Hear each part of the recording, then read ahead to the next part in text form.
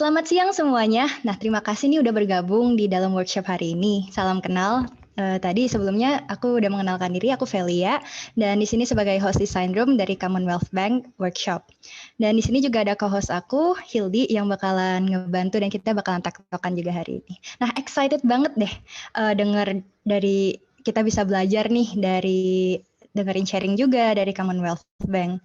Nah, untuk speaker kita kali ini, kita kedatangan Kak Muhammad Farhat Aldirus sebagai UI UX Lead di Commonwealth Bank, dan topik yang beliau akan bawakan hari ini itu bertemakan Human Experience Design, More Than User Experience for Financial Apps.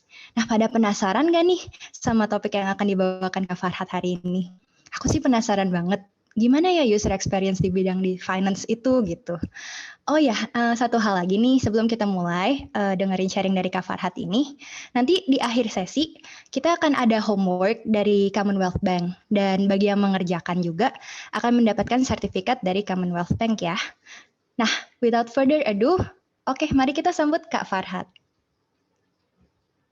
Silakan Kak. Oke, aku share screen ya. Semoga koneksinya lancar, suaranya aman ya. Oke, teman-teman selamat siang. Kenalan dulu, nama saya Farhat. Saya saat ini di Commonwealth Bank, ada di tim UI UX. Saya UI UX Design Lead untuk produk digital kita di Commonwealth Bank. Beberapa digital initiatives kita yang ada lah untuk melayani customer di bidang perbankan tentunya. Nah, hari ini saya nggak akan banyak bahas soal itu. Saya lebih mau sharing sama teman-teman dan mau diskusi nanti di akhir presentasinya untuk tentang human experience design dan gimana sih sebenarnya kita bisa membuat suatu produk yang emang connected to our customers gitu. Jadi nggak cuman bikin gambar, nggak cuman bikin desain, nggak cuman cakep dilihat, tapi memang berguna dan tidak sekedar bagus dan useful, tidak hanya sekedar beauty and usability, tapi juga ada emotion, ada keterikatan, ada ketergantungan, ada engagement dengan user kita, dan nggak cuma sekedar user, tapi secara keseluruhan gitu, human secara keseluruhan. Nah, makanya tema hari ini yang mau saya cerita adalah tentang human experience design, karena kita designing sesuatu itu ya buat semuanya, dan apa itu nanti akan saya mulai elaborate di dalam. Nah, tapi sebelum kita mulai saya mau straighten things up dulu about user experience design, karena user experience design ini sesuatu yang sering banget dipakai kata-katanya, bahkan sering digandengin UI UX yang sebenarnya bukan terminologi yang paling tepat. Kalau teman-teman googling ya di Google atau dimanapun gitu, ketika cari UI UX design biasanya akan muncul gambar-gambar kayak gini nih, gambar-gambar yang akan misahin tuh UX design itu apa sih, UI design itu apa, dan terus dia tampilin berbagai macam field yang terkait di bidang UX dan field yang terkait di bidang UI. Contohnya di UX ada interaction design lah, research, wireframe, prototype, information architecture, dan di UI itu ada color, typography, visual design, layout, dan kawan-kawan. Yang akhirnya di end of the day, ini bukan terminologi yang paling pas gitu, karena ini akhirnya bikin kita anak-anak muda yang lagi belajar ataupun praktisi-praktisi yang udah day to day ngerjain ini jadi terbiasa untuk misahin diri gitu. Saya UI designer, saya UX designer. UI designer tukang gambar, UX designer tukang bikin research data, wireframe, prototype, information architecture. Karena sebenarnya enggak. Jadi sebenarnya tidak seindah itu misahnya. Karena UX designer itu tidak seterpisah itu sebenarnya. Kalau kita lihat di sebelah kanan ini ada gambar yang biasa disebut sebagai user experience iceberg. Jadi kalau teman-teman tahu iceberg kan ada sesuatu yang kelihatan di atas dan yang lainnya ngumpet di bawah. That's why Titanic waktu lagi berlayar dia nggak lihat ada iceberg karena dikirain cuman gunung es doang, padahal dalamnya jauh gitu. Nah, kalau kita bicara tentang user experience, maka kita akan bicara tentang iceberg yang gede gini. Yang orang lihat di atas cuma visual design-nya. UI inilah UI yang orang lihat, user interface. Bukan berarti user interface nggak penting. User interface adalah komponen yang membuat kita bisa berinteraksi dengan sistem gitu kan. Mungkin kalau teman-teman yang kuliah di bidang computer science belajar human computer interaction, maka kita tahu bahwa user experience adalah apa middleman-nya nih yang menghubungkan antara manusia dengan sistem gitu. Tapi sebenarnya semuanya secara keseluruhan itu adalah user experience. Karena user experience itu melibatkan semua komponen dari mulai teman-teman, kalau kita ngomong app ya, dari mulai download sampai pakai sehari-hari, sampai menghadapi error, sampai ada kendala, sampai akhirnya kalau sebel uninstall. Itu adalah user experience. Sama ketika teman-teman tadi masuk ke ruangan ini gitu. Ketika masuk ke ruangan ini ada yang nyapa, halo selamat pagi semuanya, apa kabar? Sampai akhirnya teman-teman kenalan, kita ngobrol, dan kemudian sekarang lihat materi, dan sampai nanti selesai. Itu adalah user experience yang tidak bisa terpisahkan gitu. Dan komponen di dalamnya banyak banget. Mulai dari kontennya, mulai dari background yang saya pakai, sampai semuanya gitu. Bahkan kayak tadi nunggu 5 menit, itu akan mempengaruhi experience teman-teman gitu. Kalau tadi 5 menit, kalau nunggunya 10 menit atau 20 menit, mungkin lama-lama bete kan. User experience-nya jadi tidak semaksimal yang seharusnya. So, kalau kita ngomongin user experience, kita akan ngomongin sesuatu yang holistik, sesuatu yang cover all start to end dalam journey-nya si customer, dalam roller coaster-nya customer, naik turun mood-nya, naik turun emosinya, dan semua komponen di dalamnya. Nah, ada satu orang yang paling tepat buat cerita ini. Saya mau share sama teman-teman, ada satu video. Mungkin kalau teman-teman familiar dengan Don Norman. Don Norman itu adalah dia adalah bapaknya UX. Dia masih jadi panutannya UX designer, dan teori-teorinya, pendekatan-pendekatannya masih dipakai sampai detik ini. Dia dulu UX designer di Apple, sekarang udah enggak, tapi dia juga writer dan researcher. Jadi dan bukan Mbak ini, ada bapak-bapak setelah ini. Kita simak dulu ya. Hi, I'm Angie Lee, and I'm here at the UX conference in San Francisco. I got to ask Don Norman what he thinks about the term UX. Once upon a time, a very long time ago, I was at Apple. And you know, we said the experience of using these computers is weak. The experience, when you first discover it, when you see it in the store, when you buy it, when you, can't fit it into the car. It's in this great big box. It doesn't fit into the car. And when you finally do get it home, opening the box up and, it looks scary. I don't know if I dare put this computer together. All of that is user experience. It's everything that touches upon your experience with the product, and it may not even be near the product. It may be when you're telling somebody else about it. That's what we meant when we devised the term user experience and set up what we called the User Experience Architect's Office at Apple to try to enhance things. Now, Apple was already pretty good, so we were starting with a good product, making it even better. Today, that term has been horribly misused. It's used by people to say, I'm a user experience designer. I design websites or I design apps. And they have no clues to what they're doing. And they think the experience is that simple device, the website or the app or who knows what. No, it's everything. It's the way you experience the world. It's the way you experience your life. It's the way you experience the service. Or, an app or a computer system. But it's a system, it's everything. Got it? So, nah, ada di YouTube. Kalau teman-teman nanti mau lihat lagi lebih detailnya, cari aja Don Norman UX gitu. Pasti muncul video ini pertama kali. So, kalau kita ngomongin user experience, sekali lagi, dan kenapa saya bolak-balik bilang ini, karena ini adalah problem yang banyak saya temuin juga di teman-teman yang baik itu fresh graduate atau mereka yang baru mulai masuk ke dunia user experience design atau UI design. Ketika saya ketemu atau mungkin interview buat a position di Combank gitu,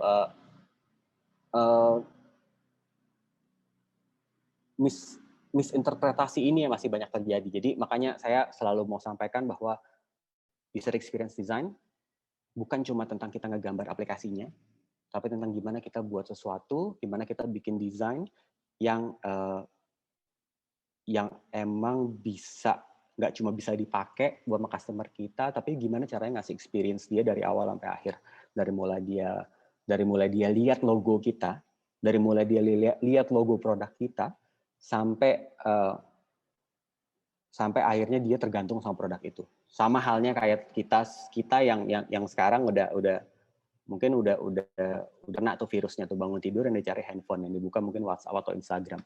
Dari mulai lihat Instagram di pagi hari sampai malam hari, itu adalah user experience design, and throughout the day itu yang akan kita omongin hari ini. Nah, jadi atas dasar itu, dan tadi juga berdasarkan research yang singkat tadi, kan teman-teman kebanyakan adalah ya ada yang masih sekolah, ada yang lagi belajar UX dan sudah tertarik tapi memang belum bekerja di bidang itu, udah mau nyemplung. Mumpung belum kejauhan, saya memanfaatkan session ini buat ajak teman-teman ngobrol the foundation-nya dulu. Saya nggak akan banyak ngomongin soal teknikalnya, kayak user research, empathy map, landscape research, wireframe, prototype, visual design, typography, apapun itu. Saya yakin kalian udah jago-jago semua, dan saya biasanya kalau ketemu sama anak-anak yang baru lulus, baru jadi UX designer, itu jago banget teknikalnya. Malah saya harus banyak belajar sama kalian gitu. Mungkin kalau ngomongin macro interaction, design system, kalian udah lebih jago daripada saya gitu. Dan itu semuanya best practices. Jadi teman-teman bisa lihat, bisa pelajarin, dan udah ada best practice-nya, tinggal diikut aja gitu. Karena saya selalu bilang UX design itu bisa buat semuanya. UX design itu adalah satu bidang multidisiplin yang semua orang bisa. Karena intinya adalah kita manusia dan kita mau bikin sesuatu untuk manusia. Selama kita manusia sih biasanya kita bisa bikin UX design. Saya belum pernah sih ketemu UX designer yang bukan manusia so far. Problem yang mau saya angkat hari ini adalah banyak UX designer atau UI designer. Saya jarang sekali menyebut UI designer karena saya selalu ngelihat bahwa UX designer itu as a holistic. Jadi banyak banget experience designers ini yang sebenarnya nggak tahu kenapa mereka harus lakukan sesuatu gitu. Oke, gue tahu gue harus bikin design system, but why? Gue tahu gue harus bikin information architecture yang bagus, but why? Gue tahu gue harus bikin produk kayak gini, tapi kenapa gitu? Kenapa? Why we do what we do? Itu yang akan kita omongin hari ini. Dan saya akan bagi jadi empat session, empat sub sessionnya. Yaitu pertama kita harus understanding dulu battlefield kita kayak apa, kita mau bertempur di dunia seperti apa. Karena kita bikin produk bukan buat amal dong, pasti kita pengen produk kita berhasil, produk kita dipakai orang. Kalau teman-teman ada yang mulai bikin aplikasi, bikin startup kekecilan, kan kalian pengen aplikasinya dipakai gitu, bukan sekedar bikin terus ya udah. So we need to understand our battlefield. Kemudian saya akan ajak teman-teman untuk mengerti lebih jauh tentang apa sih yang manusia pikirin, what's inside humans head. Dan abis tahu apa yang orang lain pikirin, kita juga perlu tahu apa sih yang sebenarnya ada di kepala kita. Apa asumsi-asumsi yang ada di kepala kita dan apakah itu udah tepat sama apa yang mau kita bikinin buat user kita di luar sana.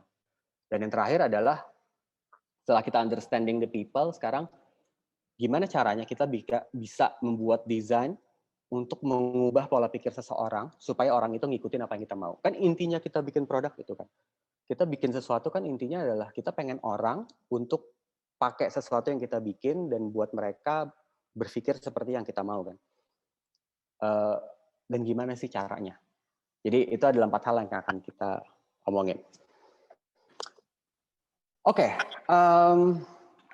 part yang pertama kita ngomongin soal battlefield-nya dulu nih, medan perangnya. Saya suka sebut battlefield, walaupun sebenarnya kadang-kadang agak terlalu ekstrim sih, karena kita nggak battle amat gitu. Tapi ya inilah yang ada di lingkungan kita. Dan ketika kita bikin aplikasi, kita bikin produk, kita bikin suatu UX product design, kita akan berkompetisi kan dengan orang lain karena kita bukan yang pertama gitu.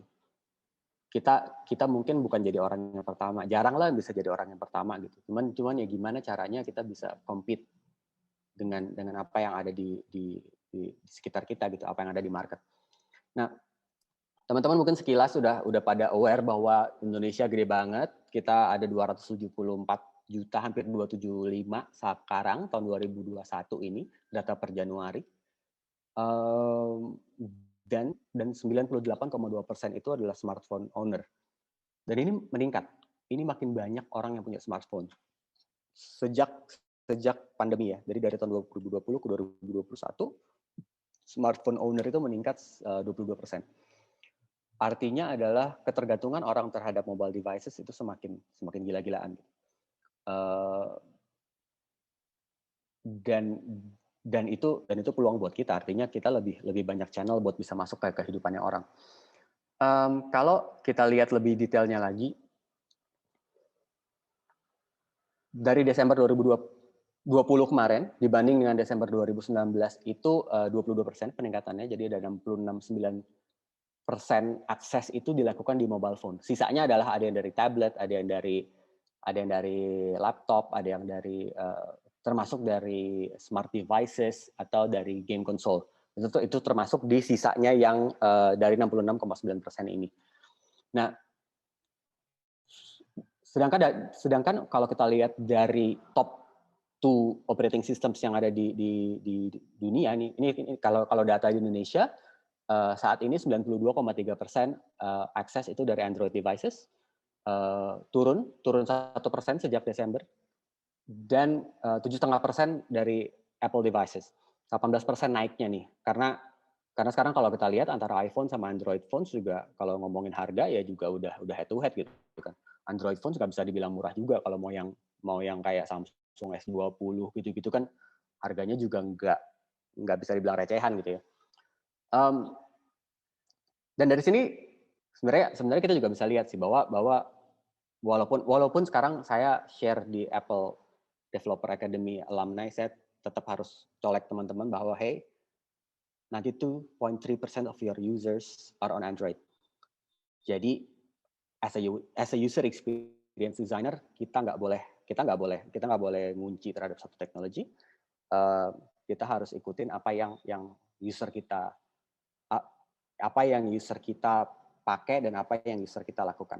So that's one of the point yang kita perlu lihat. Dan nanti sambil jalan juga teman-teman pasti akan rasain waktu teman-teman lagi ada develop sesuatu dan lain-lain, ini akan makin berasa.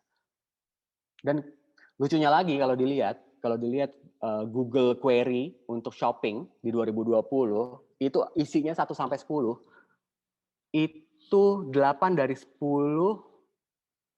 nyari handphone. Google top query terkait dengan shopping. HP, Samsung, Oppo, iPhone, Vivo, Redmi, Realme, Xiaomi. Yang bukan cuma nomor 7, nomor 9. Artinya, challenge-nya, pesan moralnya adalah buat kita as a UX designer harus makin banyak yang dipikirin. Kalau dulu kita bikin desain ya cuma di satu tempat aja, di satu ukuran aja misalnya. Sekarang udah nggak bisa gitu. Even tahun 2019 saya bikin desain buat iPhone device, buat iPhone apps. Ya itu saya cukup bikin di mungkin kalau teman-teman aware sama angkanya, sorry a bit technical, di 375 pixel buat iPhone 8. Udah bikin dari situ aja. Yang untuk iPhone yang lebih gede 414 pixelnya ya yang ikut aja gitu. Cuman mungkin teman-teman juga aware sekarang waktu iPhone 12 keluar ada yang mini, ada yang Pro Max, wah makin gila lagi. Makin banyak hal yang perlu kita catch up untuk hal itu dan jangan sampai nanti teman-teman terlanjur nyemplung ke dunia application design atau UX design-nya udah sibuk sama yang technical sampai lupa sama fundamentalnya. Nah, yang sebelah kanannya sekilas aja bahwa ini dari 2019 sampai 2021 jumlah resolution yang harus kita support makin banyak gitu. Jadi tenang aja, nggak akan habis PR kita nggak akan habis karena namanya smartphone akan terus berkembang. Malah sekarang udah ada yang flip apa namanya kayak Samsung apa sih Galaxy Fold itu PR sih kalau kita harus nanti just kebayang sih lagi bikin app buat itu terus nanti pas kita review miring-miring semua isinya. Nah, kemudian teman-teman itu adalah apa namanya in teknologi point of view-nya bahwa gimana smartphone berkembang dan kita juga perlu lihat bahwa Kalau dari sisi financial sekarang ya kayak kalian semua lah udah sekarang kan lagi pada work from home ya, saya juga lagi work from home. Kebutuhan untuk online payment makin gede, mungkin tiap hari ada aja paket yang datang, mungkin sehari bisa beberapa kali paket datang, dan ternyata datanya adalah 48,9% rakyat Indonesia itu udah memiliki rekening bank. Artinya udah mulai melek, orang Indonesia udah makin melek dan udah mulai butuh sama rekening. Mungkin teman-teman yang masih kuliah gitu ya, mungkin nggak terlalu merasakan sih. Mungkin waktu saya masuk kuliah sih saya nggak terlalu ngerasain punya mobile banking dan lain-lain sih. Cuman begitu nanti mulai kerja dan lain-lain itu punya rekening bank dan lain-lain menjadi penting. Begitu juga dengan online purchase di baik itu di e-commerce ataupun di kita belanja makanan, beli GoFood, pakai GrabFood gitu-gitu. Itu sekarang udah 11,2% penetration-nya di Indonesia. Dan yang lucunya lagi adalah kalau ditanya apa sih yang orang pakai di handphonenya, di smartphone-nya, 42% menggunakan handphonenya untuk QR payment. So di sini kita lihat bahwa online payment QR itu mulai jadi common practice. Dan ironisnya, saya bilang ironis karena saya ngomong sama teman-teman yang masih muda-muda. Orang di Indonesia mengakses mobile bankingnya lebih sering daripada dia akses health app dan dating app. Jadi Tinder udah kalah pamor sama mobile banking sekarang. Begitu juga dengan health app. Padahal health lagi jadi isu yang luar biasa saat pandemi ini. Memang enggak ternyata. Payment, banking masih lebih banyak dipakai sama orang dibanding kebutuhan kesehatan dan ya kayak dating apps yang lain-lainnya. Kalau kita balikin ke tahun-tahun sebelumnya, itu beda angkanya nggak kayak gini. Nah, dan satu research lainnya adalah ini dari McKinsey datanya bahwa Indonesia itu adalah orang-orang Indonesia itu orang yang sangat antusias sama digital banking. Orang-orangnya mau coba, orang-orangnya kepengenan gitu. Oh ada yang baru pakai, oh ada bank baru lucu nih kayaknya ini keren nih mau pakai. Oh ada aplikasi baru, oh pakai. Jadi ada apa ya? Ada latahnya, ada penasarannya dan ada keberaniannya buat nyobain sesuatu yang baru, which is good for us karena untuk kita bikin produk kita butuh customer yang mau pakai. Dan ketika kita lihat lebih kita bagi-bagi lagi ke segmen usianya ya, teman-teman di sini masuk ke generation yang mana ya? Generation Y kali ya? Apa generation kalian umur berapa sih? Sekarang tahun berapa? 2021. Mungkin kalian malah Gen Z ya? Kayak banyak teman-teman di kantor juga yang udah yang di Gen Z gitu dan berarti umurnya 21 tahun ke bawah gitu ya. Dan ternyata generasi kalian ini adalah generasi yang sangat digital. Generasi sangat digital yang melek dan saya pernah lakukan research kepada Gen Z. Ini research yang dilakukan sendiri bahwa we find out that Gen Z ini udah mikirin investment. Gen Z ini adalah generasi yang udah mikirin saya 10 tahun lagi mau beli rumah. Saya 5 tahun lagi udah harus punya reksadana. Saya 5 tahun lagi udah harus punya deposito sekian. Dan itu based on research ya. Jadi good for you guys. Mudah-mudahan aman dan kalian nggak jadi generasi kayak zaman saya yang mungkin banyak kejepit kanan kiri. Dan kalau kita lihat ya teman-teman, si Gen Y, Gen Z ini tablet, smartphone itu udah jadi utamanya. Tapi kalau kita tarik mundur ke baby boomers, generation X, which kalau kita ngomongin financial adalah mereka yang kaya-kaya biasanya, desktop, wired internet sama telepon itu masih jadi nomor 1. Jadi kalau bayangannya nih, kalau generation kita Gen Y, Gen Z ini mau lakukan apa ya? Kita mau beli apa sih yang agak mahal dikit? Beli motor deh gitu misalnya. Wah, kita dapat bonus pengen beli motor cash misalnya. Kita mungkin akan googling cari gitu kan. Motor ini mereknya apa gitu ya. Tapi kalau Gen X, Gen baby boomers akan angkat telepon, langsung telepon, halo, cariin saya motor yang ini dong. Karena cara mereka buat keputusan dan cara mereka buat berinteraksi juga beda. So ini mungkin adalah dua generasi yang akan jadi fokus kita sih.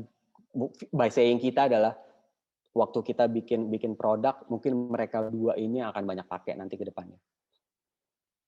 So itu lingkungannya. Itu adalah battlefield kita, medan perang yang harus siap kita cemplung gitu, menghadapi generasi Gen Z tadi, menghadapi orang-orang yang siap dengan digital, dan menghadapi dunia yang sekarang lagi nggak tahu nih, kita juga nggak tahu hidup kita 6 bulan lagi kayak apa gitu, apakah kita masih kayak gini, apa kita udah normal lagi atau gimana, kita nggak tahu gitu. So there are so many changes lah dalam mindsetnya orang, dalam cara orang berinteraksi, dan itu juga painful banget buat kita yang ngedesain user experience, karena user experience itu bersifat subjektif dan bersifat punya ketergantungan terhadap kondisi yang sedang terjadi. UX design sekarang dengan UX design tahun depan belum tentu sama. Artinya adalah cara orang memandang suatu proses sekarang dan proses ke depan mungkin akan beda. Nah, tapi kalau kita lihat baik dari segala perbedaan tadi, kemudian tadi ada segmentasi umurnya, kemudian ada gimana orang pakai device Android atau Apple, bahkan ada yang pakai apa sih OS Samsung itu namanya, saya lupa. Itulah. Terlepas dari semua perbedaan itu, intinya adalah kita tetap bikin untuk satu spesies, satu makhluk. Kita buat desain selalu untuk manusia gitu. Jadi so there's a saying that we design technology itu to benefit humans. Beyond just user and customers, kita nggak cuma bikin buat users kita dan customer kita, tapi kalau kita lihat, kita membuat suatu produk itu memang secara keseluruhan buat manusia. Kenapa dibilang untuk manusia? Saya selalu salah pencet ke layar yang kiri. Kalau kita lihat, kita biasa sebut users. Kita bisa sebut user experience, user interface, dan kata user ini memang selalu dipakai sampai saat ini. Dan memang ini merupakan kata yang tepat, bukan berarti salah. Karena user adalah orang yang pakai produk kita. Kalau kita lihat, user itu adalah orang yang memang, kalau kita bikin apps atau kita bikin website, user itu adalah orang yang memang download aplikasi kita atau yang mengunjungi website kita, itu users. Ada juga customer. Customer adalah orang yang pakai. Customer nggak mesti pakai produk kita, tapi kita punya relasi yang menguntungkan sama dia. Contohnya gini, saya buka aplikasi Tokopedia misalkan. Saya lihat-lihat, saya scrolling. Biasa usernya dia. Saya user. Saya scroll, saya lihat barang, saya masukin ke cart. Cart size-nya 999 plus, tapi saya nggak ada transaksi. Saya user. Dan saya harus diperhitungkan. Tapi mungkin teman yang lain, si Budi misalkan, dia lihat Tokopedia, kartnya juga 99 plus, tapi dia ada transaksi. Dia customer. So, user not necessarily as a customer not necessarily a users. Kalau untuk kasusnya banking misalnya, ada orang punya rekening di Combank, tapi belum tentu dia pakai aplikasi mobile bankingnya. Dia customer, dia user, bukan. Dia pakai service-nya, tapi dia pakai aplikasinya enggak. Jadi ini adalah dua yang berbeda. Tapi bisa jadi dia cross, bisa jadi nge-cross. Dan juga kanan kiri itu ada namanya stakeholders. Stakeholders adalah orang-orang yang tidak langsung terlibat sama kita, tapi biasanya punya pengaruh. Active stakeholder adalah orang-orang yang punya pengaruh ke produk yang kita bikin. Bos kita lah, orang dari bisnis, orang dari marketing, gitu-gitu kan, legal compliance, pokoknya orang-orang yang ada di sekitar kita, orang-orang yang ada di bisnisnya. Dan ada juga passive stakeholders, yaitu orang-orang yang mendapatkan impact dari aplikasi kita, dari produk kita, tapi mungkin dia sebenarnya ya cuma kecipratan aja gitu, ikut bahagia aja, ikut happy, walaupun dia nggak make aplikasi atau nggak make servisnya. Gampangnya gini, in a nutshell-nya gini, saya mau kenalin teman-teman sama Mas Rizky. Mas Rizky ini OB di kantor di 63, dan OB yang sangat kita sayangi gitu, karena even sekarang lagi pandemi dia masih masuk nih ganti-gantian shift untuk memastikan bahwa semuanya tetap baik di kantor dan tetap bersih, terjaga semuanya. Jadi thank you banget buat Mas ini gitu. Anyway, Mas Rizky itu kadang-kadang kita sebutnya sebagai Go Rizky karena kalau kita ada kebutuhan apa dia akan siap bantu gitu kan. Let's say contohnya hari ini ada yang ulang tahun nih. Ini teman saya nih Anggi.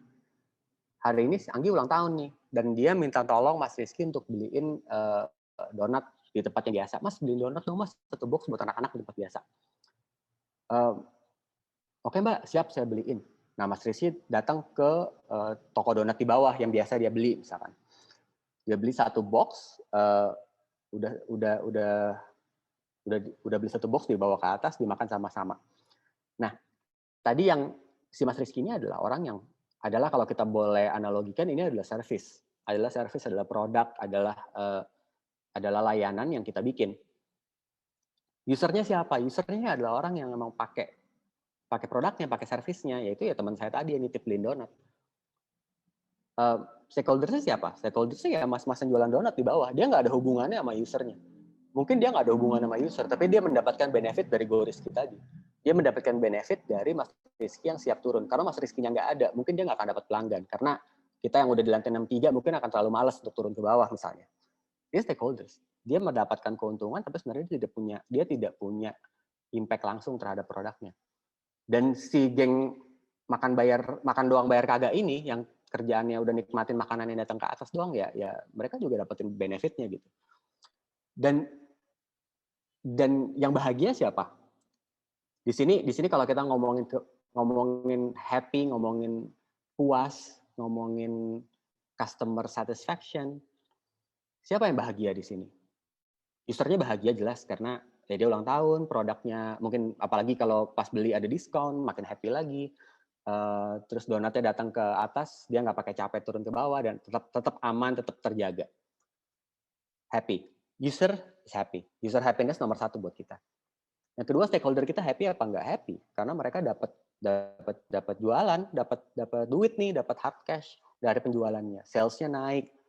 Malah si mas-mas ini nanti abis salesnya naik, dia dapat promosi, terus akhirnya dia dapat dia naik gaji dia bisa beliin mainan buat anaknya di rumah, anaknya juga happy, anaknya happy maka istrinya happy jadi mertuanya happy, semuanya happy.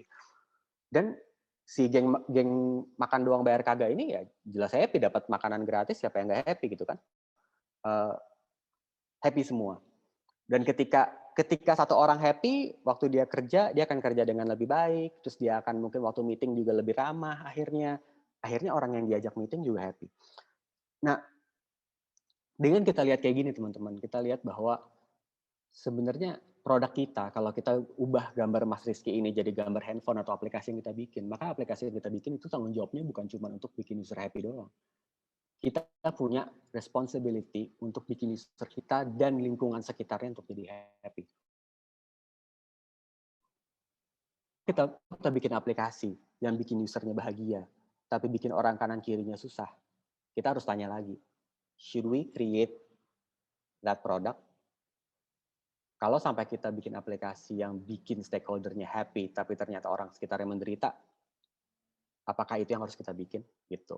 So, ini disebut sebagai satu approach human experience. Bahwa fundamentalnya adalah is to help people to experience love. Kedengarannya cheesy, tapi in the context of experience design, love itu represents, kita sebut sebagai katarsis. Katarsis itu adalah release of emotional tension. Release of emotional tension ini bisa positif, bisa negatif. Artinya adalah kita buat aplikasi bukan sekedar biar orang bisa pakai, tapi kita pengen orang merasakan apa yang dia rasain gitu. Apakah dia feeling connected with us? Apa dia feeling connected dengan orang di sekitarnya dia? Apakah dia feeling safe? Apakah dia merasa datanya dimanipulasi? Apa dia merasa aman misalnya? Atau misalkan kemarin ketika rame itu ketika WhatsApp ada perubahan apa namanya terms and condition, tiba-tiba Telegram saya bunyi join Telegram. Karena once customer kita udah nggak safe, udah nggak merasa nyaman, ya mereka akan pindah. Mereka akan pindah dan akan cari tempat yang mereka akan merasa nyaman. Dan yang ketiga adalah feel empowerment gitu, bahwa mereka berasa mampu, berasa pinter, berasa bisa. Contoh tadi ketika kita beli, misalkan teman-teman deh lagi di rumah akhir bulan masih ada sisa duit jajan atau ada habis gajian, misalkan habis proyekan, terus GoFood pizza buat di rumah, mau dibagi-bagi ke orang tua, ke saudara di rumah. Ada feel of empowerment karena mampu ngasih makan buat keluarganya, mampu membahagiakan orang tua, mampu membahagiakan keluarga. Itu adalah feeling of empowerment. Itu adalah emotional feeling empowerment yang dari mana asalnya? Dari teman-teman si A ini pesan makan di GoFood. Aplikasi ini pakai apa? Gojek gitu kan misalnya. Tapi yang dapat, tapi rasanya nggak cuma sekedar makanan sampai, tapi ada feel of empowerment. Dan ada satisfied. Siapa yang satisfied? Kita, iya jelas kita satisfied. Tapi bisa jadi orang-orang di sekitar kita yang satisfied. Gitu. Kebayang nggak sampai sini? Jadi ketika kita ngomongin user experience dan human experience, maka coba duduk dan lihat sekeliling kalian agak lebih lebar lagi. Apakah desain yang teman-teman bikin bisa membahagiakan orang lain di sekitar orang yang pakai aplikasi kalian? Dan ini sebenarnya adalah pendekatan yang kalian juga mungkin udah sering lihat gitu. Kayak kalau kalian lihat di iklan apa ya, iklan pizza lah misalnya, Pizza Hut gitu ya, atau Pizza Hut kan selalu gitu kan, ada 2 box buat rame-rame. Yang beli siapa? Emang belinya rame-rame? Enggak kan, bapaknya yang beli gitu kan, yang pulang kerja beliin pizza kan bapaknya. Tapi yang happy siapa? Keluarganya kan. Nah ini adalah human experience yang sebenarnya teman-teman udah sering lihat gitu. Dan sadar nggak sadar itu adalah sesuatu yang kita pengen cari dalam hidup kita. Dan pertanyaan berikutnya adalah gimana caranya kita bikin apps kita supaya bisa bikin orang merasakan begitu gitu. Ada hal simple yang bisa dilakukan untuk bikin orang merasa connected dan merasa safe. Salah satunya. Contohnya ini aplikasi Kombank Mobile udah rilis ada di App Store, ada di Play Store, kalau teman-teman mau lihat bisa lihat. Hal simple adalah selamat pagi Kevin, namanya kita sebut. Mungkin buat kita ini hal yang receh atau mungkin kadang kita juga nggak perhatiin gitu ketika kita bikin app. Tapi ketika kita berkomunikasi dengan menggunakan bahasa yang dia pahami, kalau user kita orang Indonesia, kita berbahasa Indonesia. Kalau usernya orang bule, kita berbahasa Inggris misalnya aplikasinya. Jadi komunikasi dengan bahasa yang dia pahami dan sebut namanya. Kalau ketika orang menyebut nama kita akan merasa bahwa kita dianggap, akan merasa kita dikenalin, akan merasa aman gitu. Oh ternyata dia kenal sama saya. Oh dia peduli sama saya dan dia tahu saya siapa gitu. Asal jangan salah sebut. Kalau salah sebut biasanya malah apaan sih lo, masa garing banget sih gitu kan. Dan itu juga salah satu yang mendasari ini gitu. Kenapa kita punya, mungkin jarang ada aplikasi yang punya nama panggilan. Biasanya aplikasi pakainya nama lengkap dan agak garing. Kalau nama saya misalkan di aplikasi apa yang panggil nama lengkap ya. Selamat pagi Muhammad akhirnya gitu.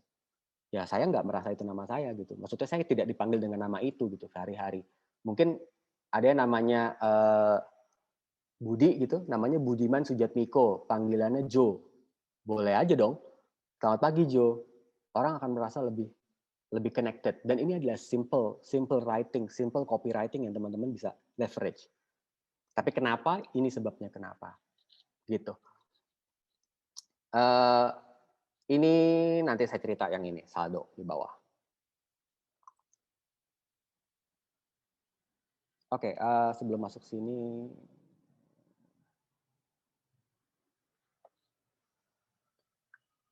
Nah, Kita tahu kita mau bikin aplikasi, kita mau bikin desain, kita mau bikin produk untuk manusia gitu kan. Dan saya mau ngajak teman-teman untuk pahamin tentang apa sih yang ada di kepalanya manusia dan gimana cara kita manfaatin itu.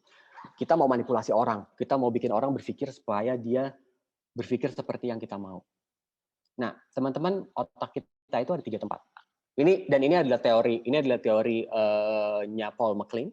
Dia punya teori triune brain namanya. Jadi ada 3 bagian dari otak kita yang menentukan bagaimana kita membuat decision. Ada tiga bagian otak kita. Pertama adalah reptilian brain. Itu di belakang sini nih. Kenapa disebut reptilian brain? Bukan berarti kita evolusi dari reptil, enggak. Tapi bagian ini ditemukan juga di reptil. Dan reptil hanya punya bagian itu. Reptilian brain di belakang. Reptilian brain ini tugasnya untuk refleks dan fight, flight, atau freeze. Dia akan bekerja ketika kita terjadi ketakutan, kalau kita lagi panik. Yang pertama kali kerja adalah reptilian brain. Yang kedua ada mammalian brain atau limbic brain. Ini disebut mammalian brain karena dia ditemukan di mamalia dan mamalia hanya punya bagian itu. Dan mamalia punya bagian itu on top of reptilian brain-nya dia. Jadi ini ke kanan makin komplit gitu ya. Si mammalian brain ini tugasnya untuk menyimpan emosi, memori, values, nilai-nilai yang kita anggap benar atau tidak, benar atau salah, hitam atau putih, itu tempatnya di limbic brain. Pengalaman kita yang membuat kita membuat keputusan tepat apa tidak. Menurut kita ini keputusannya baik apa enggak ya. Itu adalah limbic brain. Kalau tadi reptilian brain pokoknya putuskan dulu, serah mau baik mau enggak. Nggak ada cicak yang mikir lama-lama. Dia kalau kita deketin ya dia putusin ekornya. Tapi dia nggak akan berpikir perlu nggak gue putusin ekornya. Perlu nggak ya ekor gue putusin? Dia nggak akan mikirin gitu. Dia akan pokoknya ada ancaman, gue lari, ekor bye-bye, tertumbuh lagi.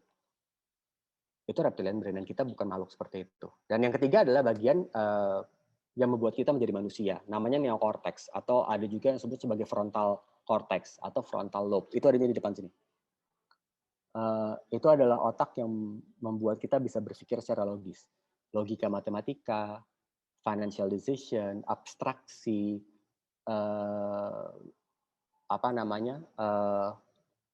segala macam bentuk penalaran, bahasa, itu ada di situ. Itu yang membuat manusia menjadi manusia. Itu yang membuat kita sekarang bisa ngobrol di sini dan bisa berdiskusi. Itu neokorteks ini. Dan kalau kita lihat lebih detail ya teman-teman ya. Jadi si otak yang belakang itu kan tugasnya cuma flight, fight, sama freeze. Makanya teman-teman kalau kita lagi panik atau kita ketakutan atau kita kegap lagi nyontek gitu zaman sekolah zaman dulu gitu, wah langsung keringet dingin terus diem kan. Orang kalau kita lihat nih teman-teman kalian, kalau kalian observe teman-teman kalian di yang kalian kenal ya, atau mungkin orang-orang yang ada di sini kalau kalian kenal, ada teman kita yang kalau panik dia lari. Sampai gede nih kadang-kadang nih, kalau lagi berantem sama pacarnya dia kabur ke rumah temannya. Atau lagi berantem, lagi diomelin orang tua, dia kabur. Flight. Yang dipakai otaknya mana? Otak kadal yang dipakai. Ada juga yang fight. Dikit-dikit tampol. Dikit-dikit ribut. Kesenggol motornya di pinggir jalan, ribut duluan. Resiko belakangan. Kadal itu yang mikir. Fight. Dan freeze. Ada orang-orang yang ketika panik, diem. Kaku, nggak bisa ngapa-ngapain. Ngomong pun nggak bisa. Keringetan, diem, kaku, nggak bisa ngapa-ngapain. Nah, si flight, fight, freeze ini adalah survival instincts. Ini yang bikin kita tetap hidup. Kalau kita nggak punya mental ini, kita nggak akan bisa hidup sampai sekarang gitu. Kayak misalnya, kalau ada orang di depan bawa pisau dekat kita mau ngapain? Kamu mau nyamperin kan enggak gitu. Jadi kita kabur gitu. Paling benar. Ini adalah bagian otak yang melindungi kita supaya kita tetap hidup. Nah, ketika kita ada rasa takut dan lain-lain, dia mulai nanya nih ke otak yang kedua, ke bagian otak sapi tadi itu, otak mamalia. Nah, di situ ada namanya amigdala. Mungkin kalau teman-teman pernah dengar Princess Amygdala di Star Wars, dia adalah senternya kan. Dia adalah dia adalah center dari ya dia itulah di situnya, panjang ceritanya. Anyway, si amigdala ini akan ngeluarin hormon. Hormonnya ada 2 dia keluarin, namanya kortisol sama adrenalin. Nah, anyway, si adrenalin ini akan bikin kita untuk mau bisa ngerespon terhadap ancaman. Makanya kadang-kadang kalau kita lagi panik, tiba-tiba badan kita kayak berasa anget, panas dari atas sampai bawah. Karena dengan adrenalin dipompa, epinefrin naik, darah kita ngalir lebih cepat. Dan ini yang disebut sebagai amigdala hijack. Karena waktu amigdalanya sibuk sama otak kadal kita sibuk, otak manusia kita nggak bisa kerja. Dan ini yang bikin kenapa banyak orang melakukan kesalahan dalam membuat keputusan finansial. Dan itu yang dihadapin oleh customer kita di luar sana. Dan itu yang harus kita pikirin ketika kita bikin suatu app, ketika kita bikin produk. Kita harus mikirin sebenarnya masalah mereka di mana dan gimana cara kita bisa bantu mereka. Contoh yang lebih konkretnya gini.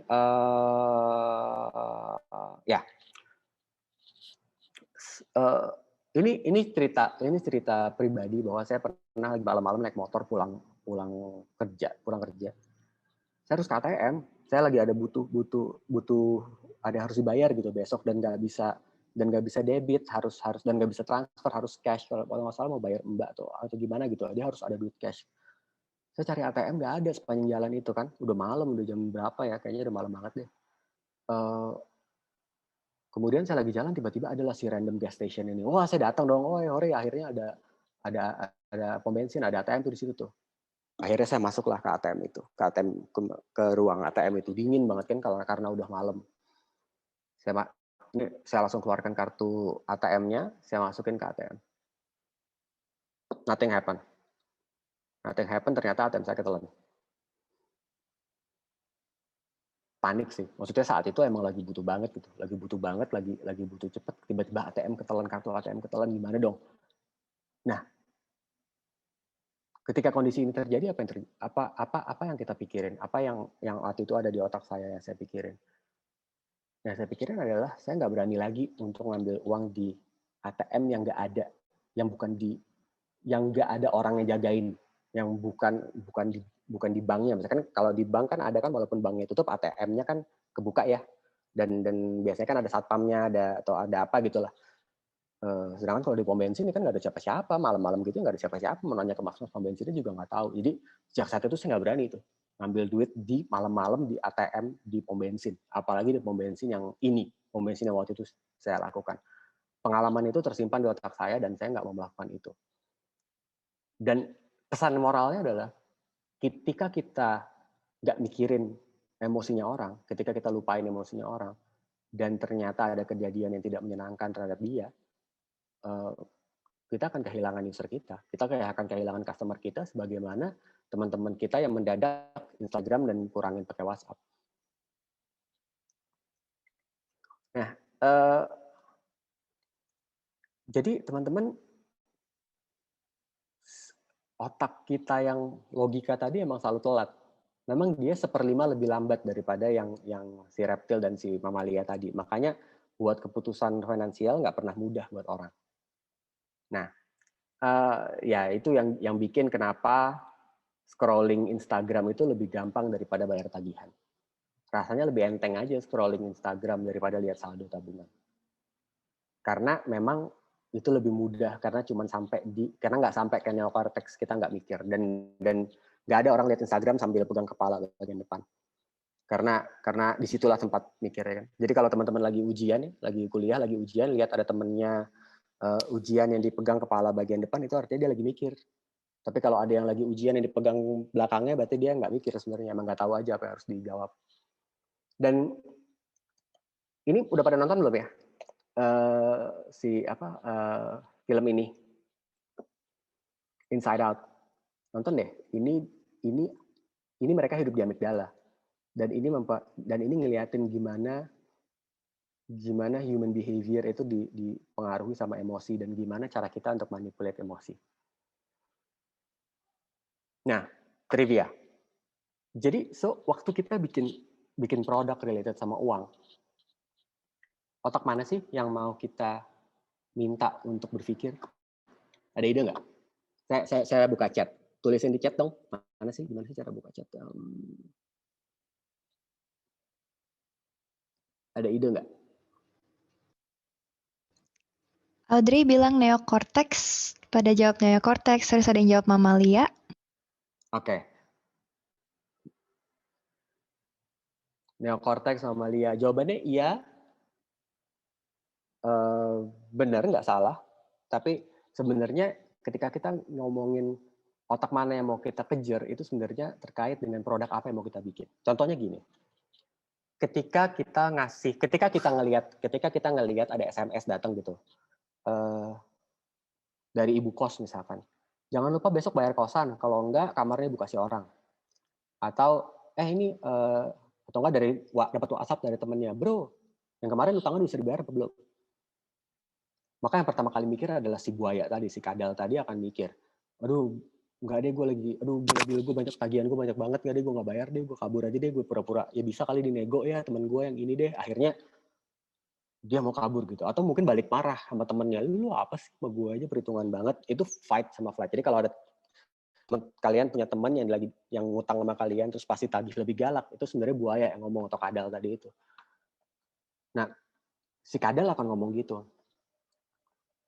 Tapi si sapi, si mamalia tadi akan mikir, aduh kayaknya nggak bener deh kalau gue nggak bayar ke teman gue, kasihan dia juga butuh duit, kayaknya nggak enak deh gue sama dia. Karena si sapi ini punya memori, akan punya kenangan indah kalian sama teman kalian, saat kalian susah dia nolongin, terus kalian mau kabur, kayaknya gue nggak boleh lakukan itu deh.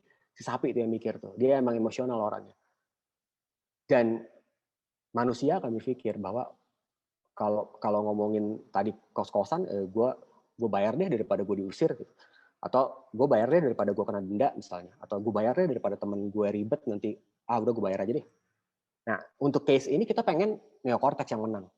Kita pengen manusia berpikir secara logis dan menggunakan otak manusianya untuk berpikir dan buat financial decision yang cepat. Kita nggak mau nasabah kita nggak mau customer kita nggak bayar utangnya, atau nggak bayar loan-nya, nggak mau kita harus bayar dong, namanya ada cicilan harus dibayar gitu. Kita pengen neocortex yang bekerja.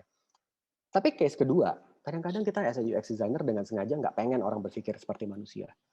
Contoh waktu kita bikin e-commerce misalnya, kita tulis gede-gede, flash sale berakhir dalam 58 menit, produknya segera habis atau tersisa satu, atau mungkin kalau kalian lihat aplikasi untuk beli kamar hotel gitu ya, tersisa satu kamar lagi.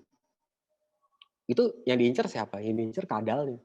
Karena si kadal ini akan merasa terancam. Waduh, hampir kehabisan lagi. Waduh, saya harus cepet-cepet check out nih. Waduh, ini 58 menit lagi habis. Dan saya yakin pasti teman-teman di sini ada deh yang pernah kejebak begitu. Beli flash sale, terus tiba-tiba datang paket, gue apain ya gue beli ini ya? Ya karena flash sale aja gitu. Itu otak mana yang dipakai? Otak kadalnya. Si UX designer-nya, UI designer melakukan apa? Dia kasih timer, dia kasih 83% merah-merah dan kasih tulisan segera habis. Nah, kita as a designer, kita dengan sengaja pengen otak ini yang berpikir. Kita nggak pengen emosi dan logika turun tangan. Karena kalau logikanya udah turun tangan, kalian nggak akan jadi beli. Aduh, nggak deh, kayaknya gue nggak bisa afford nih, udah gajian udah jauh misalnya. Caranya gimana ya? Dengan merah-merah, ngasih perbandingan, segera habis, bebas ongkir. Ini udah jelas gila-gilaan otak kadal yang mau diincar. Jadi ada kalanya yang mau kita incar yang kadal, teman-teman. Tapi ada kalanya juga kita mau ngincar semuanya.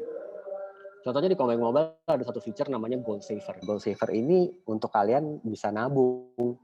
Kalau yang biasanya bermasalah menabung, gila duit gue habis mulu, gajian gak pernah ada sisanya. Ya udah bikin goal saver aja, nanti automatically nabung setiap bulan, disisihin buat goal tertentu. Misalkan orangnya mau bikin goal untuk jalan-jalan ke luar negeri, ini contohnya jalan-jalan ke Australia, misalkan butuh 32 juta. Intentionally di desain ini akan nunjukin kalau ini delay ada tulisannya, goal kamu delay, goal kamu tidak tercapai, ada tulisannya gitu. Supaya ngincar si kadalnya, ngasih panik si kadalnya. Aduh, gue masih jauh. Apalagi kalau ini bukan jalan-jalan ke Australia. DP gedung nikahan, targetnya 3 bulan lagi, tapi duitnya masih pas-pasan. Waduh, panik kan. Gimana caranya gue bisa dapetin itu? Si kadal diincar dulu. Nah, jadi kalau dari sini kita bisa lihat, triknya adalah satu hal utama yang bikin si kadal ini kerja adalah kasih progress bar. Kasih progress bar, tunjukin seberapa dekat dia dan seberapa jauh dia. Itu kadal yang kerja.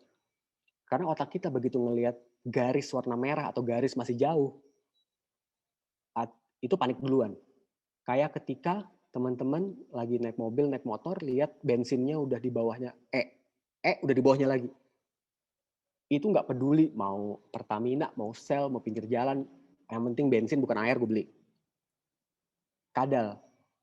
Mau si abangnya jual bensin 1 botol Coca-Cola 18.000, gue beli daripada gue nggak jalan, kadal yang kerja. Kalau tunggu otak manusianya kerja gimana? Dihitung dulu. Oke, gue ke sana masih 5 kilo lagi. Kalau ini udah di bawah tangki gue masih ada isi 1 liter, motor gue 1/20, nyampe gue harusnya. Tapi mana pernah kita di jalan lagi naik motor berpikir begitu. Kadalnya dulu yang kerja. Nah, kembali lagi ke goal saver. Ke goal saver dengan kadalnya diincar. Habis kadalnya diincar, si sapinya juga diincar gitu. Saya agak nggak konsisten ya, sebutnya kadal atau buaya karena gambarnya buaya. Oke, si buayanya kita kejar, abis buayanya udah dikejar, sapinya kita kejar juga. Karena si sapi ini akan nyimpan memori. Oh, bulan kemarin saya bisa nabung dengan ini gitu. Atau gila saya nggak pernah bisa nabung, udah bertahun-tahun nggak ada hasilnya. Itu sapi itu yang mendukung. Dan si logical and abstraction ini akan mikir, oke, gaji saya sekian, saya bisa nabung berapa setiap bulannya. Jadi ada kalanya ketiga otak ini mau kita incar, tapi yang mana duluan itu tergantung dari target yang mau kita capai. Nah, masalahnya teman-teman, emosi ini terutama si sapi ini sering kita lupain gitu. Kita sering banget lupa sama si sapi ini. Kita lupain emosi. Kita bikin aplikasi ya udah kita bikin aja gitu. Tapi kita nggak lihat emotionnya customer gimana caranya dia. Gimana caranya kita relate terhadap kehidupan sehari-harinya dia. Padahal kalau kita lihat banyak produk-produk yang ikonik di luar sana itu di building berdasarkan emosi sebenarnya. Contohnya ini yang pertama, Apple Watch. Ada yang pakai Apple Watch nggak? Ada mungkin ya pakai Apple Watch. Aduh nggak enaknya online tuh gini kalau lagi seminar di tempat kan pada angkat tangan gitu atau mukanya ngangguk-ngangguk bereaksi. Kalau saya sekarang nggak bisa lihat nih kalian ngangguk-ngangguk apa enggak gitu. Tapi fun fact-nya ada lagi nih. Dari orang-orang yang punya Apple Watch, fungsi terbesar Apple Watch itu apa yang dipakai sama orang? Lihat jam. Research membuktikan bahwa Apple Watch itu paling banyak dipakai untuk melihat jam, ketimbang lihat fungsi yang lain.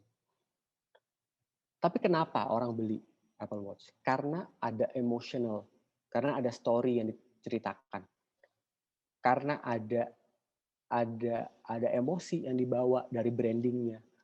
Ketika dia pakai, apalagi pakai tipe yang ini nih, 2021 Apple Watch talinya Hermes.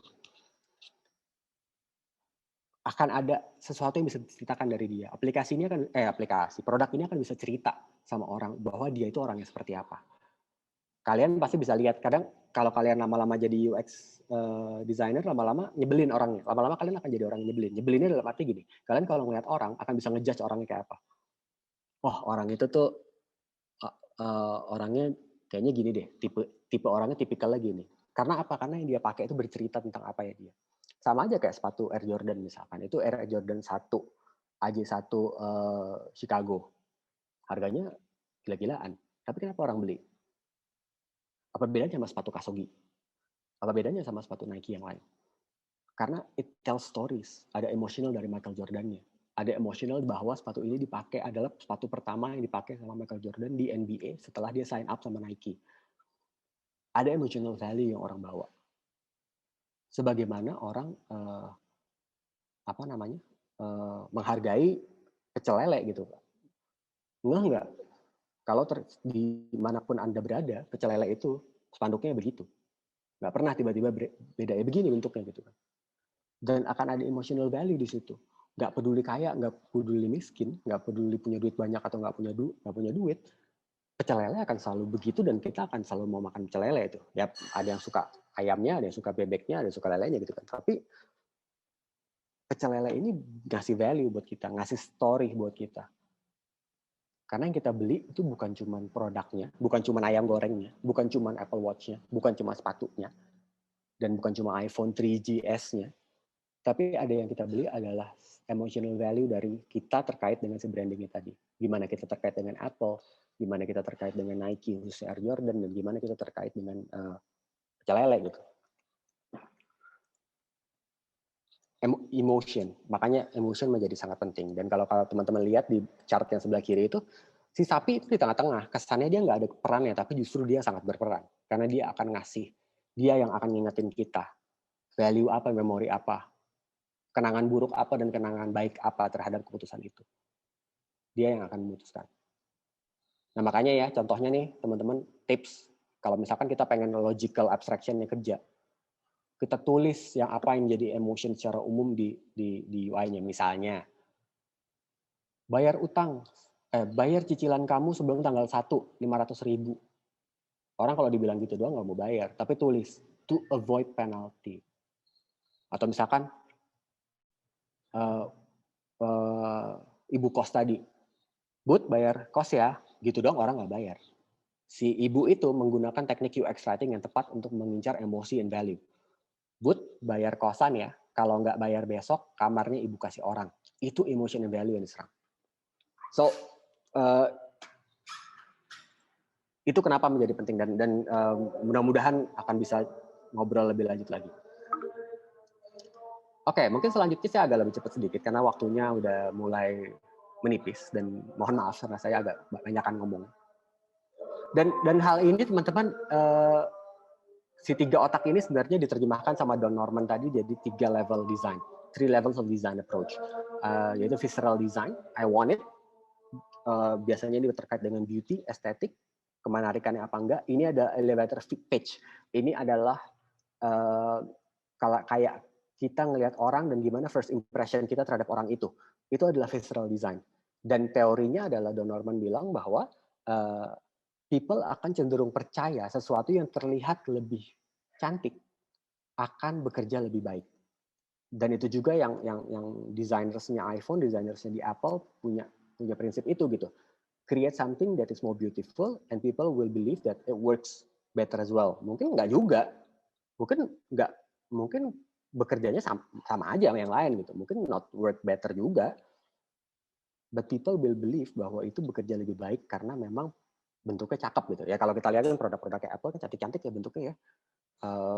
Routernya aja cakep atau komputer aja cakep gitu kan, mau dijadiin pajangan pun lucu gitu. So, tapi bukan berarti misalnya saya masih ada MacBook Pro 2011 15 inch Core 2 Duo, RAM-nya 4 GB nggak sih upgrade sampai sekarang. Kalau dibandingin mungkin sama PC yang rakitan ya mungkin performanya bagusan PC rakitan gitu, tapi it looks better gitu. Dan saya masih pakai itu sampai sekarang ketimbang saya pakai PC rakitan. Kak Farhad, sebentar, yes. Sorry interupsinya. Sekitar waktunya ada sekitar 5 menit lagi ya. Okay. Terima kasih. Thank you. Oke. Something that looks better will work better. Visceral design. Yang kedua adalah behavioral design. Bikin orang merasa bahwa dia bisa pakai aplikasinya. Aplikasinya nggak susah, aplikasinya gampang, aplikasinya familiar. Bayangin, mungkin teman-teman lihat ya, kalau kalian lihat beberapa aplikasi, mungkin yang sering kalian pakai apa ya, GoPay, OVO, Dana, Tokopedia, Bukalapak, macam-macam gitu. Pasti bentuknya mirip-mirip. Kenapa? Karena itu didesain berdasarkan familiarity. Kalau ada yang bikin dengan desainnya totally different, akan butuh waktu nih buat usernya belajar, dan mungkin mereka nggak akan bisa ngejar target jualan sebelum usernya bisa ngerti gitu. Sama halnya dengan sosial media. Sekarang sosial media kalau teman-teman lihat bentuknya kayak Instagram semua. Semuanya punya timeline, semuanya punya stories even. Kenapa? Karena itu adalah familiarities yang dibawa. Jadi pesan moralnya adalah jangan takut buat quote and quote nyontek gitu. Bukan nyontek ya, maksudnya jangan takut untuk mengadaptasi apa yang sudah dibikin orang.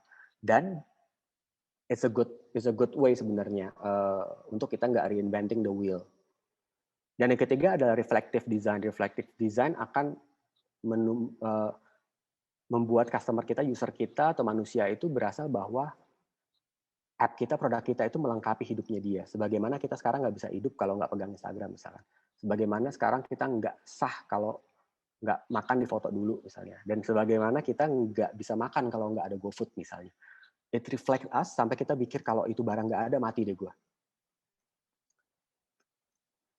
Nah, satu lagi adalah yang mungkin yang perlu di-emphasize adalah soal mental model, bahwa gimana tadi yang kita ngomongin si sapi itu, dia mencakup tentang yang kita sebut namanya sebagai designers, apa yang ada di kepala kita, yaitu konseptual model, bagaimana konsep dibangun dan belum tentu konsepnya bisa tepat dengan apa yang customer butuhkan, apa yang menjadi mental model atau cara berpikirnya customer. Jadi intinya adalah cara berpikir kita itu belum tentu bisa sama dengan cara berpikirnya customer. Apalagi UX adalah design, adalah area yang very very wide. Ada kita yang background-nya developer, ada kita yang background-nya designer, ada juga kita yang background-nya mungkin bisnis dan lain-lain. Nah, satu hal lagi terakhir, ini slide terakhir yang mau saya sampaikan. So pertanyaannya adalah bagaimana sih cara kita membuat customer kita berpikir apa yang customer kita melakukan apa yang kita mau. Caranya adalah dengan metode hook ini. Hook ini nanti teman-teman bisa lihat sendiri ya. Bisa cari tahu lagi, bukunya ada. Ini karyanya Nir Eyal, dia memperkenalkan ini. Intinya ada 3 hal, ada 4 hal. Trigger, action, reward, investment. Ini kayak kita ngasih, mungkin kalau teman-teman punya kucing atau punya anjing di rumah gitu, terus gimana caranya biar anjingnya bisa buang air di pasir misalnya gitu ya. Ada 4 hal gitu, trigger, yaitu apa sih yang bikin customer kita, apa sih yang menjadi pancingannya, apa sih cue-nya. Kayak sekarang nih, kita handphone lagi diem, tahu-tahu Tokopedia, oh rasanya pengen buka tuh, pengen belanja lagi gue. Trigger. Bisa jadi dapat email, atau bisa jadi kalau kalian lagi scroll Instagram, udah follow Kombeng _ID, ntar ada tuh misalkan posting, wah ini kayaknya gimana, itu menjadi trigger buat customer. Yang akan leads into action. Action adalah sesuatu yang akan dilakukan. Misalkan tadi Tokopedia-nya bunyi, ya dia akan buka Tokopedia-nya. Habis lihat Instagramnya Kombeng, atau nggak ada SMS datang, uang masuk gitu. Oh, gue pengen lihat saldo gue berapa. Ada action yang kemudian akan terjadi. Dan kemudian rewards. Supaya customer kita mau, ya harus dikasih hadiah. Hadiahnya apa? Hadiah tuh nggak mesti materi loh. Hadiah tuh bisa jadi adalah ucapan selamat. Hey, congrats, pesanan kamu udah berhasil sampai. Hey, apa kabar? Kemarin kamu udah belanjanya kece banget, nih sekarang nggak belanja lagi yuk. Jadi kasih mereka rasa happy, kasih fulfillment seolah-olah mereka emang dihargain. Bukan seolah-olah. Bahwa kita dengan tulus menghargai mereka. Itu adalah reward. Ya kalau bisa ngasih voucher ya bagus itu. Tapi kalau enggak sebenarnya itu udah salah bentuk reward. Dan yang terakhir adalah investment. Investment ini adalah gimana customer-nya harus punya effort. Customer kita harus punya effort dulu. Kalau enggak akan bisa jadi ngerubah behavior. Contohnya ada, kalau teman-teman mungkin punya Fitbit yang dulu-dulu lagi biasa suka lari gitu ya. Ada teman di kantor tuh gitu tuh, tiba-tiba dia berdiri aja. Tiba-tiba berdiri, lo ngapain? Ini bro, gue kurang 20 step lagi, gue sebentar naik turun tangga dulu. Tujuannya apa? Biar dia dapat badge dari Fitbit-nya. Gitu. Jadi ini adalah cara gimana 4 hal ini yang jadi penting ketika kita ngomongin soal bagaimana mengubah satu action menjadi kebiasaan, yaitu dicoba berkali-kali dengan pancingan-pancingan, ibaratnya kayak ngajarin anak kecil, ngajarin anak saya lagi potty training, umur 3 tahun, lagi potty training, lagi belajar nggak pakai popok, ada triggernya, setiap kali dia mau pipis gitu diajak ke kamar mandi, kemudian nanti habis dari situ dikasih selamat, hey, sukses, berhasil, dikasih stiker, itu reward gitu. Habis reward dia akan investnya apa? Dia akan kasih tahu berikutnya. Dan itu akan berulang-ulang sampai akhirnya dia jadi biasa untuk do her stuff in the potty. So I think itu, Velia, mungkin kita bisa discuss dan teman-teman bisa nanya lebih banyak lagi. Thank you. Oke, makasih banyak buat Kak Farhad untuk sharingnya tentang user experience dan benar-benar dikupas dalam banget ya tadi, breakdown-nya juga lengkap banget deh. Oke, berikutnya kita akan masuk ke sesi Q&A untuk sekitar 20 menit ke depan. Bagi teman-teman yang mungkin mau tanya, bisa langsung dengan raise hand, nanti akan bisa open mic juga, jadi bisa ngobrol langsung nih dengan Kak Farhad. Atau tadi aku pantau juga di chat box, udah ada beberapa pertanyaan yang masuk juga. So, untuk teman-teman yang mau tanya langsung, bisa dengan raise hand, bisa ngobrol langsung dengan Kak Farhad, silahkan ya. Mungkin sambil nunggu, aku bisa tanya beberapa pertanyaan yang udah muncul dulu ya di chat box-nya. Sekalian nunggu mungkin ada yang mau raise hand untuk bisa ngobrol dengan Kak Farhad juga. Boleh. Ya, oke. Reminder juga untuk partisipan yang aktif, Combank udah menyediakan merchandise. Jadi bagi teman-teman yang aktif yang mau ngobrol untuk raise hand itu boleh banget. Jadi bakalan dapat merchandise dari Combank. Terima kasih. Oke, pertama kita mulai ke pertanyaan pertama dulu ya. Pertanyaan pertama kita ada dari Agil. Ngomongin soal emotional value, bisa gak ya kita coba buat seragamkan emotional value tiap orang? Jadi karena satu hal yang tadinya nggak relate emotional value-nya, jadi mendadak relate gitu. Misalkan, kita tahu kan nggak semua orang anggap Apple Watch itu penting. Nah, gimana nih caranya biar kita bisa buat hal tersebut penting juga gitu bagi mereka yang sebelumnya menganggap itu nggak penting. Mungkin kalau Kak Agil mau open mic juga silahkan, boleh ya? Oke, mungkin sambil langsung di respons kali ya. Emotional value itu bukan sesuatu yang bisa kita seragamin. Tapi kita bisa lihat keseragaman untuk emotional value. Kebalik ya. Jadi kalau kita berusaha untuk menyeragamkan emotional value setiap orang, itu bisa ya, cuman takes time and a lot of investment di produk kita. Tapi as a UX designer kita bisa coba lihat dari sudut pandang yang lain. Akan selalu ada keseragaman dari emotional value. Emotional value-nya siapa? Emotional value target segmen yang tepat. Kalau kita berharap, saya mau kasih contoh tapi yang nggak ekstrim banget. Kalau kita berharap misalnya, ini kebetulan tadi yang lewat di depan tuh ada tukang lagi benerin dapur. Kalau kita berharap Mas itu mau pakai Apple Watch, ya dia bukan target segmennya Apple gitu. Maksudnya kita juga nggak bisa maksain satu produk bisa fit untuk semuanya. Karena teman-teman, as a user experience designer, kita harus ingat kita bikin produk itu harus spesifik buat siapa. That's why ada user research. That's why mungkin teman-teman pernah dengar personas, pernah dengar customer segment. Ada alasannya kenapa satu produk didesain untuk satu segmen tertentu. Karena tidak semua produk memang bisa masuk ke semua segmen. Nah,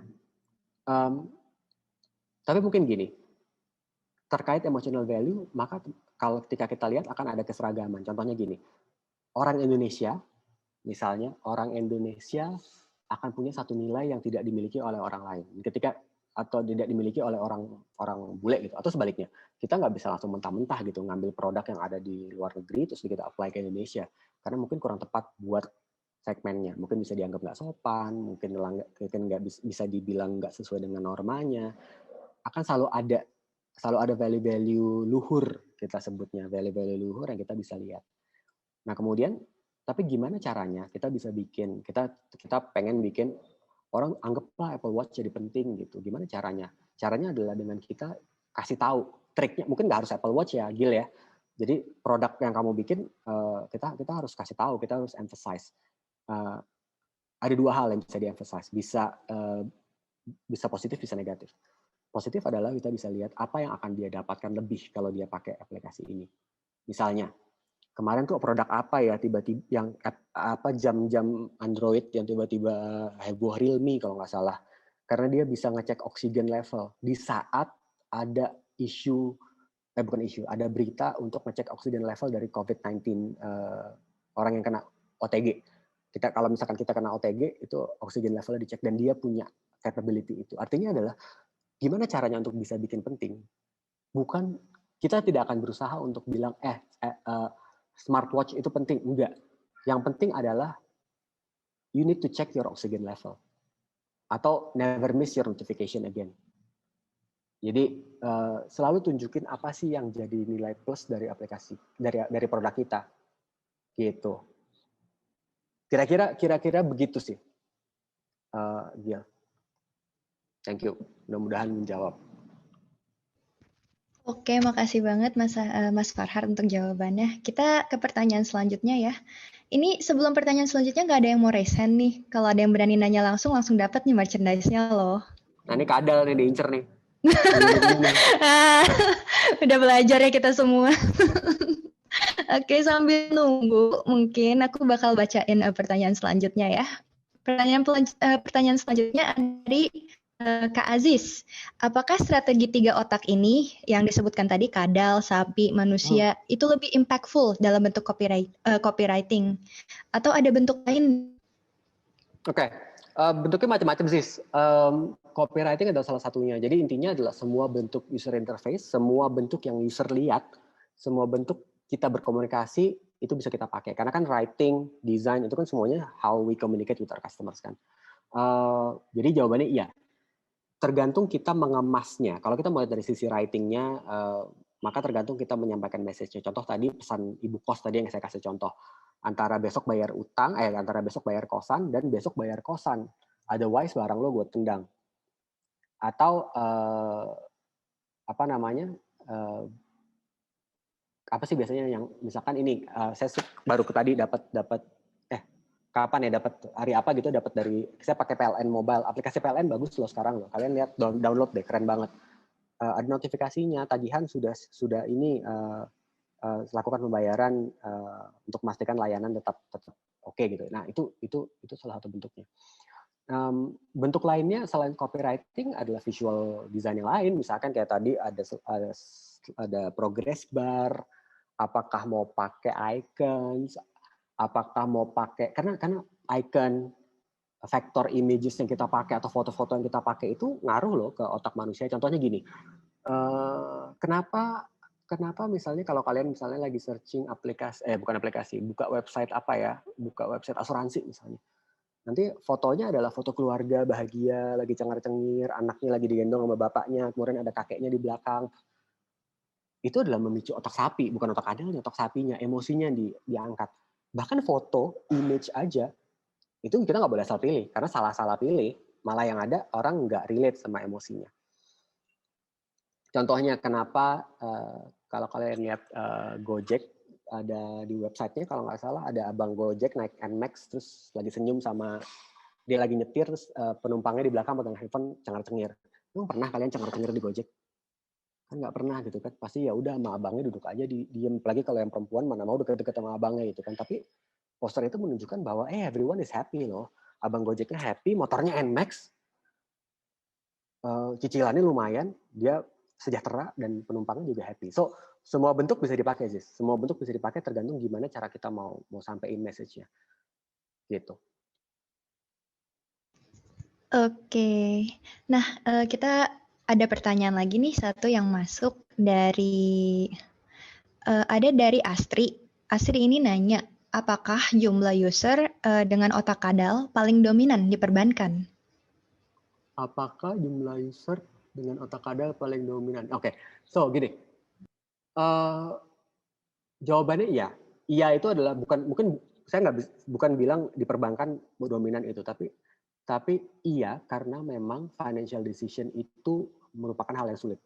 Dan memang di mana-mana keputusan finansial yang tepat itu selalu jadi masalahnya orang gitu. Nggak bisa nabung, telat bayar cicilan mulu, duit habis mulu, kok budget bengkak terus, belum akhir bulan harus minta duit lagi sama orang tua, karena ada bocor di suatu tempat gitu. Misalkan weekend kemarin jalan sama teman-teman karaokean sampai 8 jam gitu, terus duitnya habis.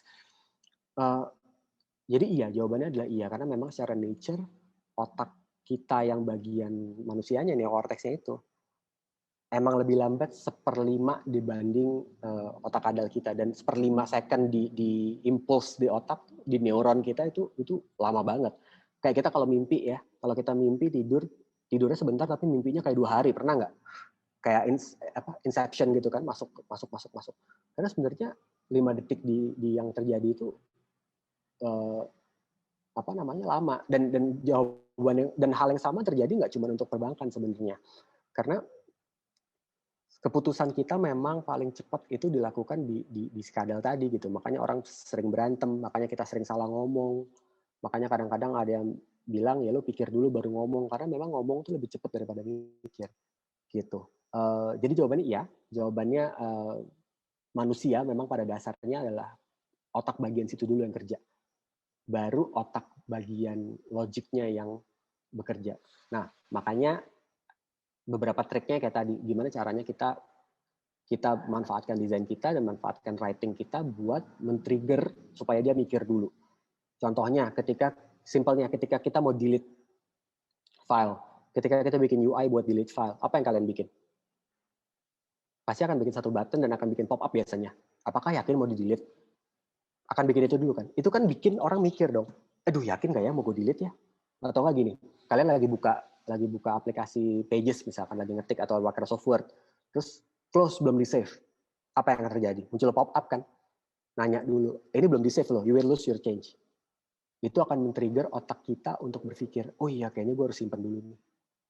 Gitu. Kira-kira gitu.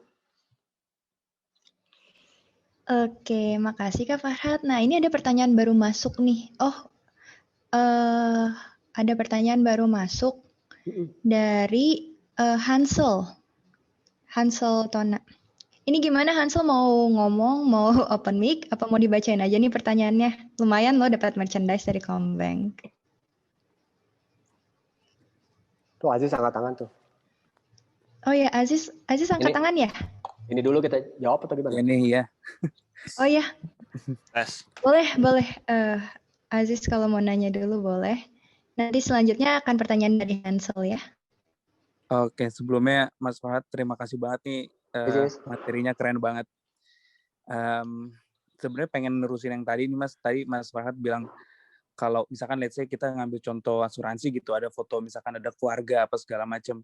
Nah, mungkin gak sih kalau strategi, misalkan kita ngambil 2 strategi, kita mainin otaknya gitu, misalkan di landing page-nya kita ngeliat apa namanya emosinya, wah nih enak ya kalau misalkan udah punya let's say misalkan asuransi, akan jadi happy, akan jadi aman. Cuman nanti pas misalkan untuk daftarnya kita trigger udah buru-buru daftar gitu. Nah itu bisa jadi goyang gitu nggak sih strateginya, atau pengambilan keputusannya jadi nggak tepat gitu nggak sih? Gitu sih. Thank you Mas. Oke, bisa aja sih, bisa aja tergantung di mana produk kita mau kita bawa. Mesti dilihat lagi sih sebenarnya apa sih produk yang mau kita tonjolin, apakah ke urgensiannya, apakah sifatnya yang urgentnya dulu yang mau kita liatin, atau emosionalnya dulu yang mau kita liatin. Karena nggak semua hal akan tepat kalau kita tunjukin urgensinya duluan. Contohnya gini, apa ya contohnya ya? Contohnya kita mau bikin website misalkan, website untuk produk kesehatan misalnya, lagi COVID nih.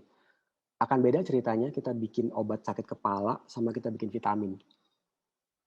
Yang satu adalah urgent, mengobati sekarang, cepat tuntaskan, atau kalau di iklan di TV tadi pagi, cepat tuntaskan asam lambung. Sama satu lagi adalah yang sifatnya menjaga keluarga lebih ada apa iklan apa tadi ya? Itu loh iklan gula diabetes itu. Diabetes itu menurun di keluarga, bapak kena diabetes, makanya saya harus lebih sehat supaya kita bisa hidup lebih lama buat keluarga. Nah, yang satu nonjolin emosinya, nonjolin gimana si bapak itu kena diabetes, terus dia suka mancing sama anaknya, jadi anaknya juga harus sehat juga, kitanya juga harus sehat juga. Dan yang satu lagi menekankan kesan urgensinya, minum sekarang asam lambung selesai. Nah, jadi jawabannya adalah jawabannya bisa-bisa aja. Bisa, tapi tergantung mana approach yang mau kita pakai. Kalau kita gabung jadi satu, boleh. Tapi hati-hati jangan tolak belakang. Hati-hati jangan sampai kita bertolak belakang. Contohnya gini, kamu bikin aplikasi belanja online. Mau ada flash sale,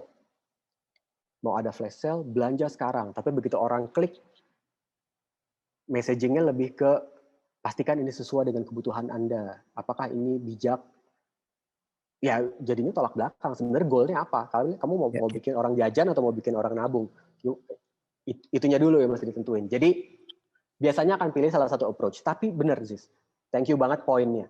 Jarang aplikasi atau produk digital yang sukses, nggak ada yang langsung targetin ke neocortex, nggak ada yang targetin langsung ke logika. Harus ambil salah satunya dulu di depan. Mau lewat kadal, mau lewat emosi. Aplikasi yang kita bikin dan langsung nyerang ke neocortex adalah aplikasi back office biasanya. Aplikasi akuntansi, bikin invoice, aplikasi buat manage vendor gitu-gitu kan. Kalau kalian bikin aplikasi itu pakai yang bikin website pakai admin LTE templates itu, nah itu biasanya langsung nyerang ke sana. Gitu. Jadi bedain antara kalkulator sama Instagram.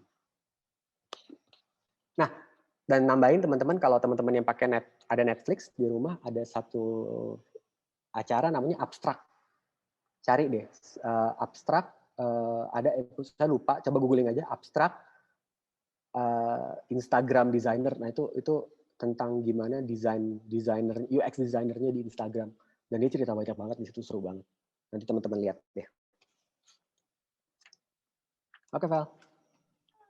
Oke, Thank you, sip, Mas. makasih banyak. Yap. Terima kasih banyak nih. Sama-sama.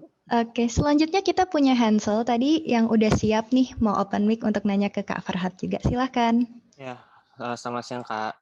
Ya. Saya mau nanya, ini kan saya lagi kemarin baru bikin update portofolio saya. Terus pas kakak ngejelasin, buat yang menarik itu orang kan yang paling pertama kan otak kadal dulu, baru terakhir itu otak manusianya. Nah, untuk kalau misalnya untuk membuat portofolio itu kan tujuannya juga sama. Kita ingin menarik perhatian si HR supaya kita stand out dibandingkan para peserta pelamar lainnya gitu kan. Nah, menurut kakak desain portofolio kita bagusnya itu nge-appease yang mana dulu nih? Apakah mungkin HR itu maunya lebih dalam juga desainnya, atau cuma yang penting kelihatannya flashy gitu kan, kayak wih bling bling wow gitu. Menurut kakak gimana? Oke. Nah, jawabannya pertama tergantung dulu. Tergantung posisi apa yang mau kamu kejar gitu. Kalau memang yang dicari visual designer ya fokus on the visual. Tapi saya assume kita mau ngomongin secara umum dulu ya. Secara umum. Secara untuk UI UX Kak. UI UX ya, oke.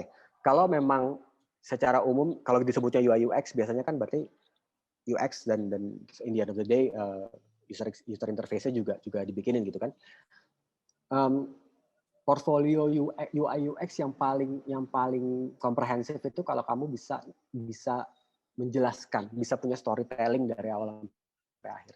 Jadi key point-nya dari UX designer itu adalah storytelling. Storytelling itu artinya gini, selalu mulai dari apa masalahnya orang. Selalu itu dulu. Selalu mulai dari apa masalahnya orang. Walaupun ini proyek pribadi ya, misalkan kamu belum bekerja, kemudian portofolionya portofolio kerjaan sendiri gitu. Apa sih masalahnya orang? Saya punya target user ini di segmen ini, dan based on research saya di dan research ini nggak mesti research ketemu orang ya, bisa jadi dengan desktop research, kita lihat bahan yang udah ada. Apa sih problemnya mereka? Jadi siapa orangnya, problemnya mereka apa? Selalu mulai dari situ.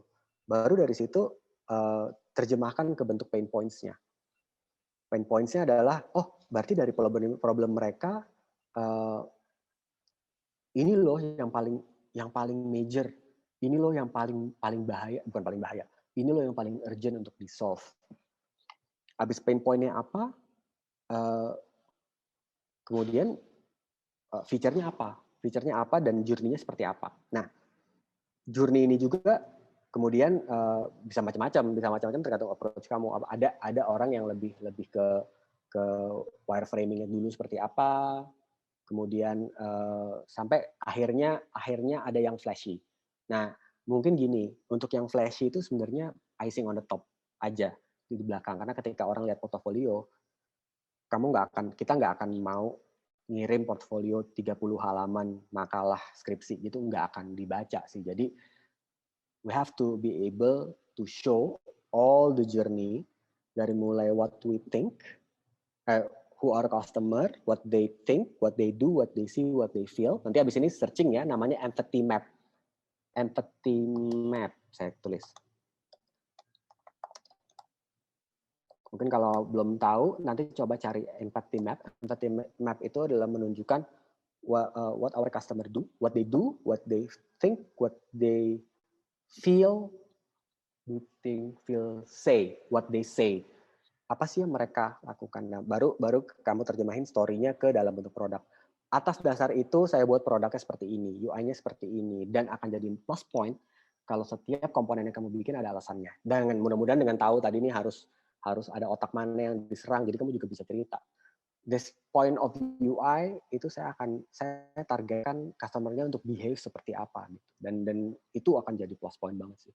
Dan ensure jangan kepanjangan supaya orang bisa nikmatin dalam satu tempat. Nah itu nanti harus itu ada perlu latihan sih untuk bisa bikin storytelling supaya thorough tapi nggak panjang-panjang gitu.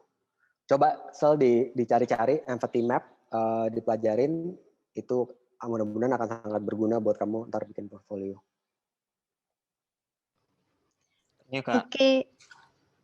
Oke, makasih banyak nih Mas Farhad untuk semua jawabannya dan diskusinya. Kita udah belajar banyak banget kan dari Mas Farhad hari ini.